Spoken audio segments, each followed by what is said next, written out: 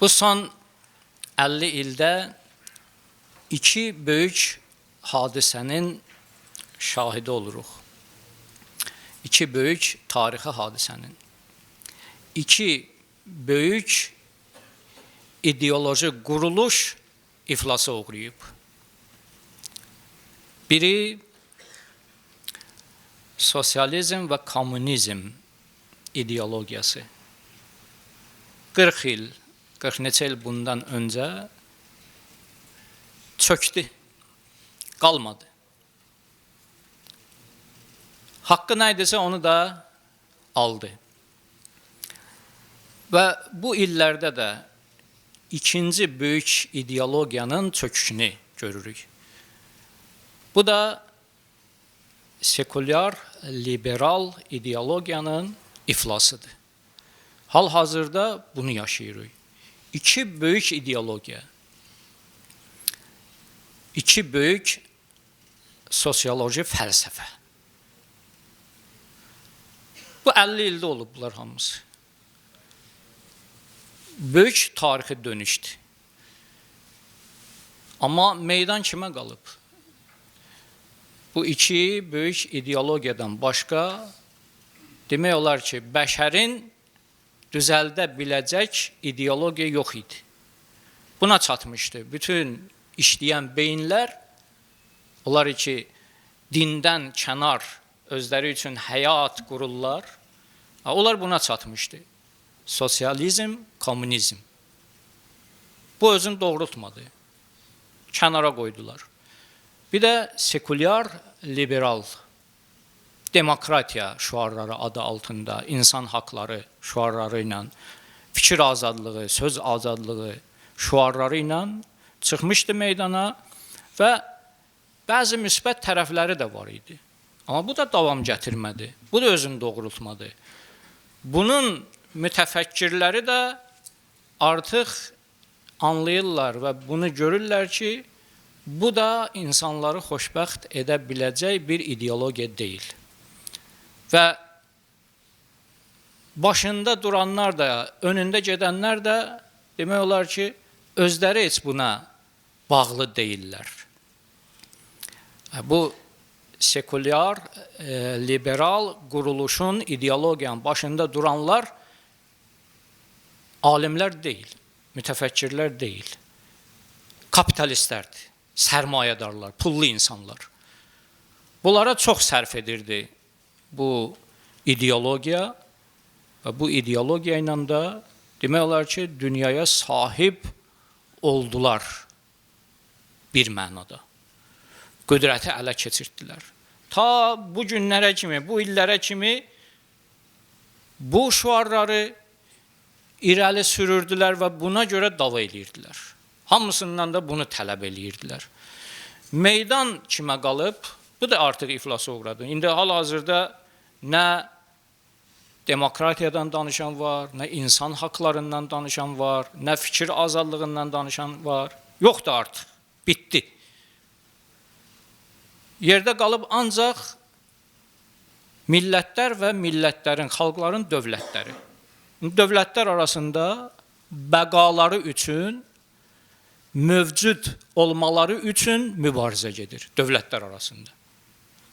Amma ideologiya, hal-hazırda meydanda ideologiya xaosudur, boşluğudur, yoxsa ideologiya var. Bəli, dini ilahi ideologiya, təvhid ideologiyası gəlib çıxıb meydana. Bütün peyğəmbərlərin əsrlər boyu təbliğ etdiyi bu əqidə, bu ilahi yol. O da bizim peyğəmbərin və əhl-i beytin öyrətdiyi dini ilahi ideologiya. Zəif və təhrifə məruz qalmış İslam dini yox. Yəni, bir qism müsəlmanların əqidəsi nisbətən təhrif olunmuş, bir də zəifləşmiş təvhid əqidəsidir. Mərhələ-mərhələ. Amma Peyğəmbər və Əhl-i Beytinin yolu sağlamdır, safdır. Allah da orada, tövhid də orada. Necə lazımdır, qalıb, qorunub, əl qatılmayıb, şəkilə, cismə, surətə, məkana, zamana salınmayıb. Allah necədirsə o cürdə qorunub, saxlanıb. Əxlaqi dəyərlər yüksək səviyyədə. Mübarizə, igidlik, şücaət lazım olan həddə və bunu da göstərirlər, imtahanın verirlər bu möminlər ki, Əhl-i Beyt yolundadır. Və hamısı bu meydanda, həyat meydanında indi bunlar gedir. Bunlardır gündəmdə. Biri çıxır sıradan, o biri gəlir onun yerinə, nədir bu? Biz də həmin dinin, əqidənin və yolun daşıyıcılarıyıq. Biz bu adamlarıq. Və biz də iftixar etməliyik ki, bizim əqidəmiz həm sağlam qalıb, həm bizə sağlam çatıb və həm də biz bundan sonra dünyaya bunu təqdim etməliyik. Əlbəttə, biz bunun balaca bir fiqurlarıyıq. Bunun öz sahibləri var və öz sahibi var. Onun gəlişini gözləyirik. Yəni, müntəzir qalmışıq ki, əsl sahibi gəlsin. Əsl sahibi gəlsin və o orijinal dini, xalis dini bəşəriyyətə qalib eyləsin. Bütün bəşəriyyət ondan qəbul eyləsin.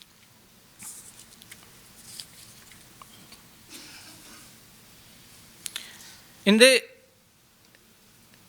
can verməkdə olan sekulyar, liberal ideologiya ilə bu Əhl-i Beyt yolunun ideologiyasının arasında mübarizə və müharibə var. Hal-hazırdakı müharibə, münaqişə, qarşı durma budur. Dövlətlər vuruşur, amma bir ideologiya çətiri altında. Qarşı tərəf öz ideologiyasını artıq uduzub, əldən verib. Özü də artıq ona riayət eləmir. Yox idi, bir şey yox idi. Hamısı aldadıcı manyovrlar idi, bəşərin başını qatmaq üçün. Amma hal-hazırda indi özləri də ona paybənd deyirlər. Ona müraat eləmirlər. Ona bağlılıqları yoxdur. Tam, yəni maskalarını çıxardıblar, tam o üryan şəxsiyyətlə deyirlər ki, biz buyuq. Biz güc gəlirik, diktə eləyirik, tələb eləyirik. Bizim əslində əvvəldən də elə istəyimiz bu idi. İndi da pərdələri götürmüşük. Nəyi onu göstəririk sizə? Budur, tam açıq, aşkar gəliblər ortaya, deyirlər biz buyuq. Biz indi hal-hazırda onların əsl çehrələrini görürük. Əvvəl də belə idilər.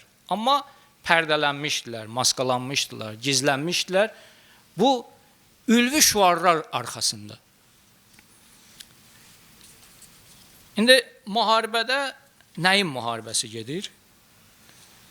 Hansı sahələrdə müharibə gedir? Bunları bir araşdıraq. Birinci, beyinlərin müharibəsidir bu. Bu iki quruluşun ideologiyanın arasında gedən bu müharibə, biri sekulyar, liberal ki, artıq nədir? Zəifləyib, can vermək üzrədir, çöküş üzrədir. Bununla İslam, Əhl-i Beyt ideologiyasının arasında gedən mübarizənin indi bu sahələrinə baxaq.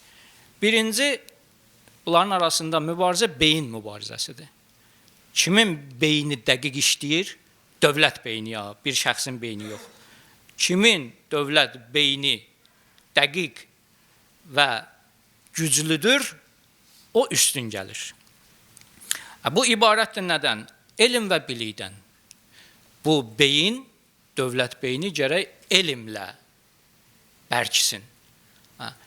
İndi hansı biri daha elmlidir, o digərini üstələyəcək. Biz meydanda bunları görürük. Görürük ki, kim kimi üstələyir. Amma mən çalışıram ki, nədir? Neytral danışam. Hərə özü qəzavət eyləsin. Bu mövzular, ümumiyyətlə bu mövzular nəyə yarayır? Bu mövzular araşdırmaya, təhlilə yararlı mövzulardır. Mən bunları deyirəm, deməkdən məqsədim də budur ki, bu mövzuların üstündə düşünək və bir yerdə oturanda da məqsədli şəkildə müzakirə aparaq. Məsələmizin nədir? Bunlar bu dövlət beyinlərinin arasında gedən mübarizədir. Elm kimdə güclüdür? Əvvəl Qərb dünyası elmi tamamilə mənimsəyib əlində saxlamışdı. İndi bu elm artıq olan əlindən çıxıb, şərq tərəfə gəlib. Çin cəmiyyətində bu elm daha güclüdür, Qərb cəmiyyətindən. Və İran İslam cəmiyyətində də bu elm demək olar ki, lazımə həddə çatıb. Möminlərin, yəni artıq başları elmlə silahlanıb. Vaxt var idi, deyirlər ki, din bir məst edicidir. İnsanı tərəqqidən və elmdən geri saxlayır. Amma belə deyilmiş. İkinci, kəşfiyyatlar nüfuzu. Bu, beyinlərin arasında kəşfiyyat mübarizəsi gedir. Kimin kəşfiyyatı güclüdür? Üçüncü, ictimai rəyləri formalaşdırmaq. Hərə qarşı tərəfdə ictimai rəyi formalaşdırır. Həmlə eləyir, hücum eləyir cəmiyyətə, rəqib cəmiyyətə, o cəmiyyətdə bir ümidsizlik, boşluq yaratsın və öz təfəkkürünü, əqidəsini onlara qalib eləsin, onlara qəbul elətdirsin. Dördüncü, olanların və ola biləcəklərin mühasibatı, mühasibatlar. Yəni, nə var idi? Bunu hamısı hesabdan keçirdirlər. Hesabdan keçirdə bir qərar qəbul edirlər. İndi müharibə etmək olar, olmaz. İndi bu dövləti dağıtmaq olar, olmaz. Və beləliklə bu mühasibatlarla beyin də ətraflı bunların bütün xırdalıqların, güşələrin nəzərdən keçirdirlər, ondan sonra iqdam eləyirlər. Bir də gələcəkdə. Gələcək üçün nə nəzərdə tutulur? Versiyalar, ehtimallar. Bütün bu ehtimalların hamısını nəzərdən keçirdirlər, ondan sonra iqdam eləyirlər. Bu, beyinlərin qarşı durması. İkinci, mediaların toqquşması. Medialarda toqquşub. Qərb dünyasının mediası ta bu illərə kimi o qədər güclü idi ki, istədiyin edirdi. Amma hal-hazırda o medialar ki, özlərinin də öz əleyhlərinə dönüb. Artıq öz cəmiyyətləri, öz media qurumları onları qəbul eləmirlər, əksəriyyəti. Media toqquşması, xəbər əldə etmək, xəbəri yaxşı yığmaq, xəbər düzəltmək, özləri xəbər tovlid eləyirlər, düzəldirlər, lazım olan xəbərləri. Bir də xəbər yaymaq, xəbəri kim daha yaxşı yayacaq? Bu da bir yarışdır, müsabiqədir. Kim iti tərpəndi, çevik oldu, o üstələyir. Bu informasiya müharibəsində. Bir də biri-birini sarsıdacaq, zəiflədəcək və aradan aparacaq müxtəlif materiallar. Televiziya materialları, sosial şəbəkə materialları hazırlayırlar, filmlər, roliklər, müxtəlif məsələn üçün sənədli və digər üslubda bir materiallar hazırlayırlar ki, biri-birini aradan aparsınlar. Üçüncü də texnologiya və silah sahəsində olan müharibədir və mübarizədir, çəkişmədir. Artıq köhnə silahlar sıradan çıxıb, cavab vermir. O silahlar ki, tonlarla pul xərcləyirdilər və yekə dəmirlərdən onları düzəldirdilər, salırdılar dənizə, quruya, hücum eləyirdilər, ölkələri işğal eləyirdilər və saxlayırdılar o silahları orada. İndi o silahlar artıq yaramır. Balaca dronlar və balistik raketlər artıq öz sözünü deyir. Bir də qırıcı təyyarələr, müasir, ən son model qırıcı təyyarələr öz sözünü deyir. Köhnə silahlar artıq sıradan çıxıb. Kimin silahı bu sahədə güclü oldu, o üstün olacaq. Bir də bu silahlar digital beyinlərlə təchiz olunmuş cihazlardır. Digital, yəni dəqiq hesablanmış o mikrosxemalar bu silahlarda artıq nədir istifadə olunur. Kimin bu digital elmi güclü oldu, çox oldu, silah mübarizəsində də, müharibəsində də o üstün gələcək. Və bir də süni intellekt. Süni intellekt də artıq, süni intellekt proqramları da müharibəyə qoşulub. Müharibələr də nə qədər çox irəli gedib, inkişaf eləyib və bu müharibə bu günləri bütün bu dediklərimin üstündə irəli gedir, irəli aparırlar. İndi Allah Teala isə nə deyir? Allah Teala deyir, bunların əməlləri belə qalmayacaq. Hərə öz etdiyini görəcək qiyamət günü. Bəli, hal-hazırda mübarizə gedir, insanlar hərə öz iddiasını irəli sürüb. İdeologiya ilə. Hərə də deyir ki, biz üstünük, biz düzgün düşünürük və biz bəşəriyyəti xilas etməyə layiqik, saadətə biz çatdıracaq. Əsas burada toplaşır da, bu məğzi budur. Hərə özünü üstün bilir, insanı xoşbəxt etməkdə. Allah Teala Ali İmran surəsinin 30-cu ayəsində belə buyurur. Bu ayəni oxuyum, tərcümə edeyim, ərzimi qutarım. Yevmə təcidu kullu nəfsin ma əmilət min xeyrin muhdara və ma əmilət min suin təvəddu ləv ənə beynəha və beynəhu əmədən bəida. Başqa bir ayədə Allah Teala buyurur ki, və vəcədu ma əmilu hazira. İnsanlar nə əməl etdilərsə dünya həyatında, axirətdə hamısını hazır görəcəklər. Qabaqlarına çıxacaq. Əməllərin özləri. Təcəssümə əmal deyilir. Bu ayədə də deyir ki, hər kəs bir xeyir iş görə, onu hazır görəcək qiyamət günündə. Və amma hər kəs pis bir iş görə, istəyəcək onunla o əməlinin arasında böyük bir fasilə olsun.